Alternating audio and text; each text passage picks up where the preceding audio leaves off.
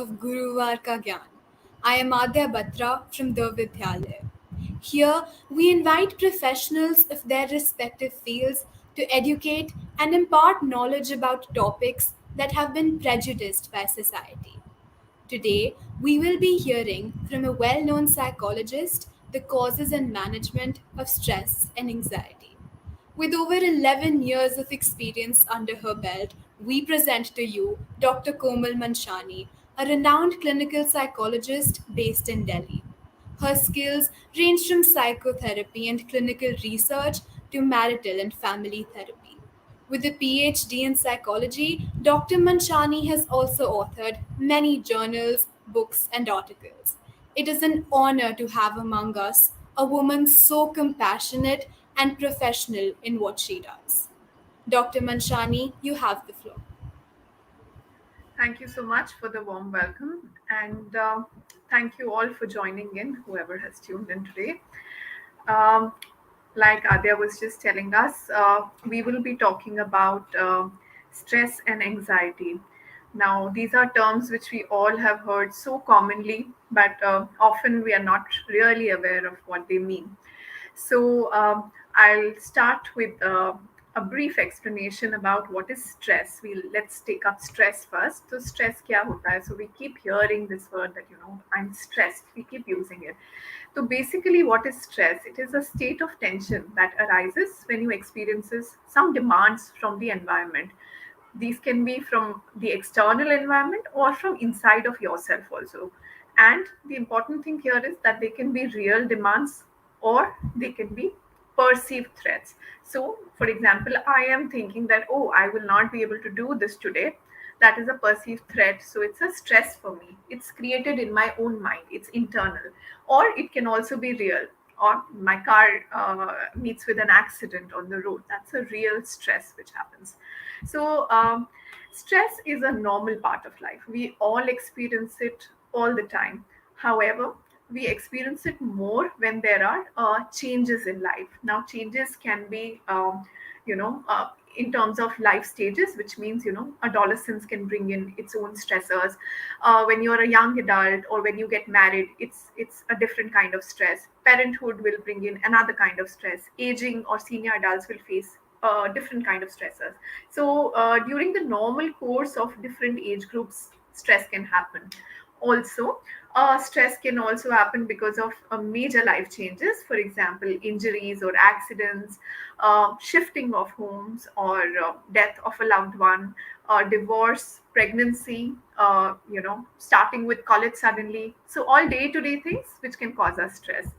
Now, how our bodies are very well designed to handle stress, which means that whenever any such thing presents, we either engage in fight or in flight kind of response, which means या तो हम fight करेंगे जो सामने आ रहा है, either we try and see what we can do about it, or flight, which means we run away, we don't handle the situation.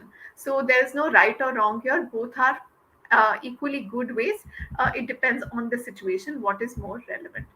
Now the body at this time is preparing us to do either fight or flight, which means us time pe our hearing and our sight is enhanced, and our breathing rate increases, our blood pressure increases, there is a burst of energy which we experience. All of this is helping us to allow us to deal with stress better. But the important point is that if stress is continuing every day, day in and day out, I'm experiencing stress, then it will have some side effects on my health. Now the side effects can be in terms of physical side effects, like blood pressure remaining increased, or immune function decreasing, and some important function of the body is being interrupted over a period of time. We I don't know, you must have heard that there are certain physical problems also which result because of stress. So we all have heard of how people who think a lot, they often say they have headaches. Hypertension or heart disease is also a common consequence of continuous stress. Then people also deal with it by either attempting suicide or being addicted to alcohol or to drug abuse.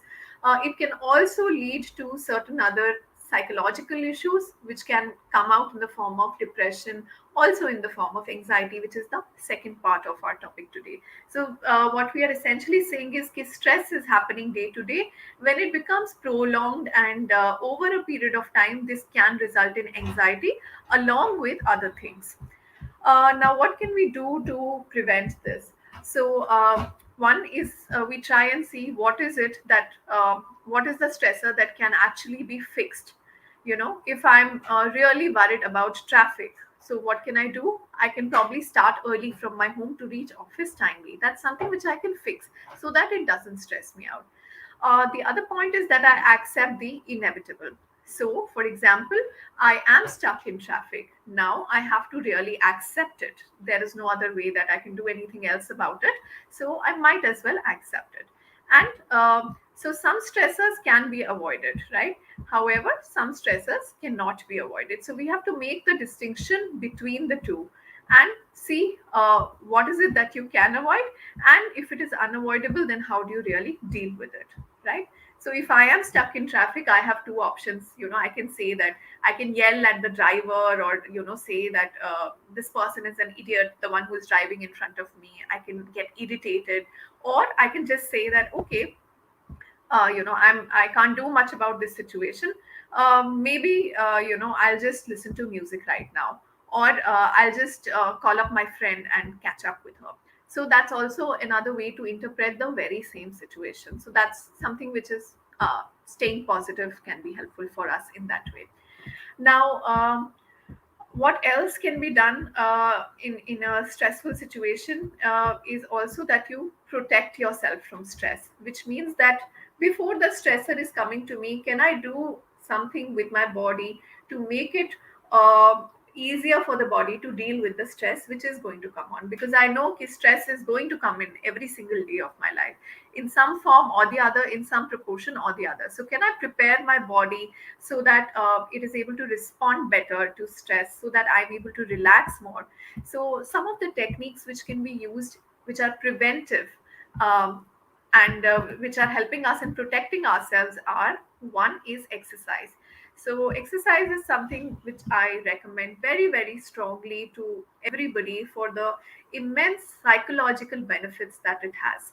So, exercise, we all know, physically it's great for us, but psychologically it also boosts certain endorphins. We also call these as the happy hormones. So, happy hormones basically help us feel better, they give us more energy, and they also help us in reducing our irritability and anger. So, in the long run, it is a very, very effective way to exercise, is a very effective way to prevent ourselves and strengthen our bodies in order to deal with the stress better. Another thing that can be done is deep breathing. So, deep breathing, we all know how it is done, but it is something that is actually extremely helpful. Even meditation, for that matter, is extremely helpful in helping us reach a physical state of relaxation and therefore feel better and calmer. So that is something which can also be done. Then, of course, having a routine, which means being sure of your time of sleeping, what you're eating. All of these are also important things. They add up in a big way in how we respond to stress. So they might seem really little, but they add up in a big way. So those are also things which can help us in dealing with stress before the stressor actually comes on. So these are this is about stress and some preventive ways that we can look at it. If I quickly move on to anxiety, like I was just saying, that anxiety is basically it can be a consequence of stress, which means if I'm facing stressors for a prolonged time period, then anxiety can be body's natural response to stress. So, what is anxiety? Anxiety is a fear or apprehension or worry or feeling fearful or nervous. So, it can be all of these feelings which are there in our responses. Now, anxiety, although at some level it is extremely normal to have anxiety, I can feel apprehensive of or nervous in certain situation. I can feel anxious. However, again, if it is prolonged for a long time period, then maybe you need professional help from a mental health professional. So, how do we identify anxiety? Anxiety can be identified by some very common things which we all tend to experience from time to time. Increased heart rate, very rapid breathing, restlessness, difficulty in being able to focus, difficulty in falling asleep. So, sleep related issues can also come in. When somebody is anxious, it's also very common to have certain physical symptoms. So, for example, going on to the stage and performing in front of a huge audience. So somebody can feel shortness of breath, they can have a dry mouth, there might be tremors in the hands, there might be sweating which comes in, a lot of worry, numbing. All of these can be symptoms, very common symptoms of anxiety. So anxiety is usually caused by stress, and usually researchers are not able to tell us what is the exact cause of stress. So it's usually a mixture of a lot of genetic factors as well as environmental factors, so which means some people genetically are more prone to be anxious and think anxious thoughts. Along with that, of course, the environment really matters, that what is happening in the environment around, what is my family like, how is my work, is it really stressful. So a combination of these will determine whether I actually am testing, I'm diagnosed with anxiety or not. So anxiety can be diagnosed very easily by a mental health professional. And the treatments for anxiety, again, if I have to say that the stress and anxiety, they are overlapping in their symptoms, and also in the preventive measures that we are talking about. So similar things I will say here also, what we just spoke about in terms of stress. So getting enough sleep, deep breathing, meditation, exercising, eating a healthy diet, avoiding alcohol, avoiding cigarettes, all of these things help us in dealing with stress better. They prepare our body to deal with stress a lot better. And of course, for both stress and anxiety, stress can result in several consequences, like I just shared, and anxiety being one of them. If either of the two things, stress or anxiety, is too prolonged, and if you feel that it's more than normal, or it is going on for a long period of time and you're not being able to cope with it, then it's a wonderful idea to seek professional help. So you should reach out to a psychiatrist or a clinical psychologist to deal with this. These are things which are very easily treatable with a little bit of help, professional help. So you should definitely reach out for that. With that, I would like to conclude my short presentation, and please feel free to ask me if there are any doubts. Thank you so much, ma'am. I think there's a lot to take back from this session, especially the part about exercising. I think all of us find ways to run away from physical activity. But That's now right. that we have a motive to do exercising, I think that will really encourage us to do the same. So, we have a few questions. The first one being, what does one do if they face anxiety attacks or anxiety on a daily basis? One, it's not okay to have anxiety attacks on a daily basis. It's completely not normal. Some bit of anxiety occasionally is okay, but if you're having it regularly or daily, it's, I think, a red flag. It means you should seek professional help. That's one. B, if it is happening occasionally, one thing that you can do is to just do a little bit of deep breathing, because when we are anxious, we are feeling breathless, and deep breathing is bringing us to the complete opposite physical state. So when we are changing our physical states, automatically we would feel calm and the restlessness would go away. So it's like a quick fix measure, but at the back of your mind, if you do tend to get anxious, then professional help is the way out. All right, thank you so much, ma'am. So the next question we have is that focusing on adolescence. So a lot of our lives is impacted by social media with different social media applications and the stress Right. of actually being recognized. So how does that impact stress and anxiety within this particular age group? I think that's a very, very pertinent question. It's impacting most adolescents. With respect to social media, we all understand, especially with the pandemic and being indoors and online classes, our screen times have increased multiple times than it should be, and that, of course, is not healthy. We all do understand that. Social media is meant to connect, and I think it's important to remind ourselves that what is the purpose of actually scrolling or browsing through any kind of social media. And if you do find yourself comparing, then maybe it's a time to monitor how much you're engaging with the social media or with your phones.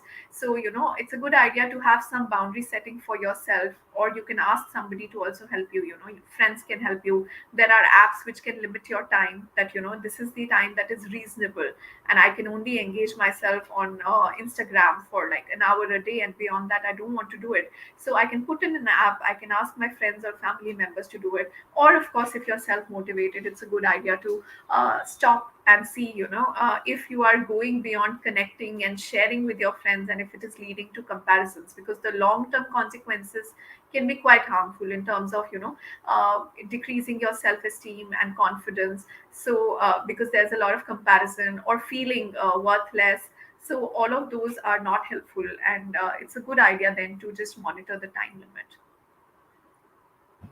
Yes, I think that is the monitoring of time is something that is vital today. Another question that has been posed is that with COVID-19, did you see any change in the number of patients that came to you? Because there was a complete change in surroundings, so that complete shift in surroundings might have caused people to feel.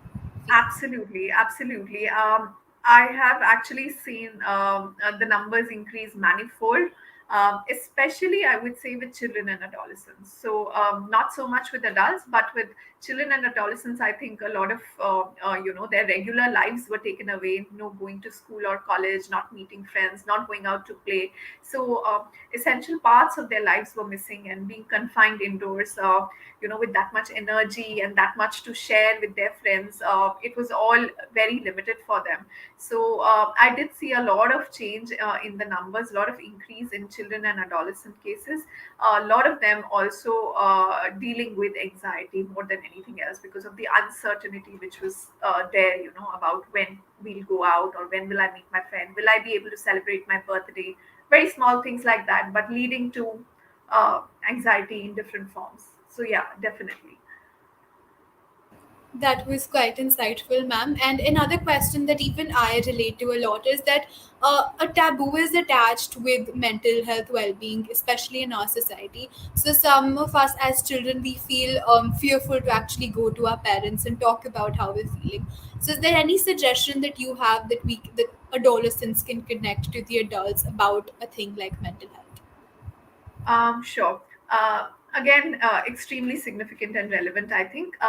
One is that talking about your feelings is something that is both helpful for the problem and also to normalize problems. So instead of saying how nice my day was, I can also share my feelings about, yeah, I did feel XYZ today. I was a little upset today because this happened at my work. So normalizing just on a day-to-day basis, instead of just piling up and going ahead and thinking of how to share a big problem. On a day-to-day basis, if you just try and talk and share about your concerns, about your feelings, about the thoughts that you had, basically having an open communication, that is the way forward. It can be done on a regular or on a daily basis. Another good idea, if you feel that it's a topic you just can't reach, is just to maybe share with your parents articles or videos which are about mental health, and open the conversation basically. Because until and unless there is open conversation, I don't think there's much which can be done. In terms of removing of taboo, I would just say talk it out, talk more about it, talk openly about it. So we'll take the last question, and that is that now that things are finally opening up, we're going back to offline from an online mode. Is there anything that us as teenagers need to keep in mind while shifting back to the normal, especially being trapped in our homes for such a long period of time? It's again a shift of things coming back to offline. So is there anything that we as teenagers need to keep in mind when this shift comes in? I think a lot of teenagers, and in fact, some of my patients have also had these issues, those who are going back to school. So, at one level, what I'm seeing is, a lot of joy that, finally I'm getting out of home and, I get to meet my friends. A lot of joy, elated, and I don't think a lot of help is required on that end. The other end is probably what concerns and relates to the question more, which is, how do I deal with it now? I don't have friends, or I don't know how to talk to my friends. Maybe I've just lost my social skills. So that is also another end of the continuum. And in that case, what I'm telling a lot of people is that it is almost like a fresh start for a lot of people. So being not in physical touch with each other for 1.5 years almost. So many people can also look at it like a fresh beginning, which means that now I didn't have friends earlier, I wanted to be a part of this group earlier, now I can engage myself there. That's an opportunity which was probably not present earlier. If things were going on smoothly, you wouldn't have had the opportunity maybe to make new friends, or connect with a particular person or a group. So it's also again a matter of perspective, just like we were talking a while ago, that it can be looked at in a different way. So one can also see that, yeah, okay, this is a fresh opportunity for me.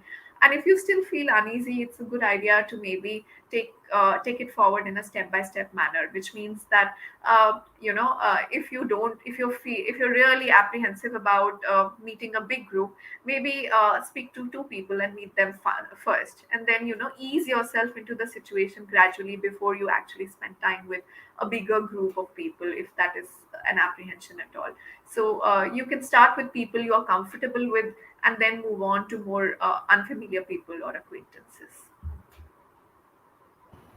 Right. Thank you so much, ma'am. With that, we conclude the questions for today's session. We would now like to have a concluding note from you.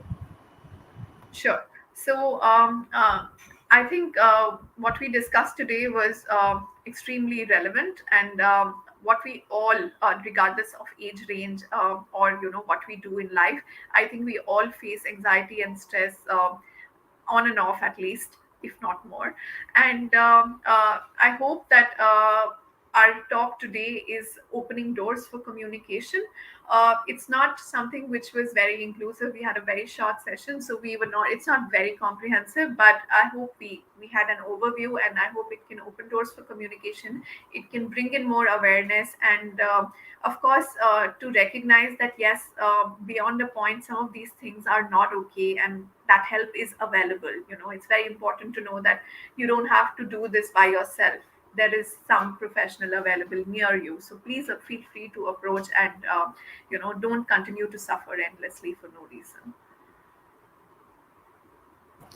Right. Thank you so much, Dr. Komal Manchani. I think these are things that we will take back to our normal lives, especially as adolescents. This is a session that we could really relate to. We would also like to extend our gratitude to Mr. JP Singh from Max Hospital. With that, I, Adya Batra from the Vidyalaya, sign off. Thank you.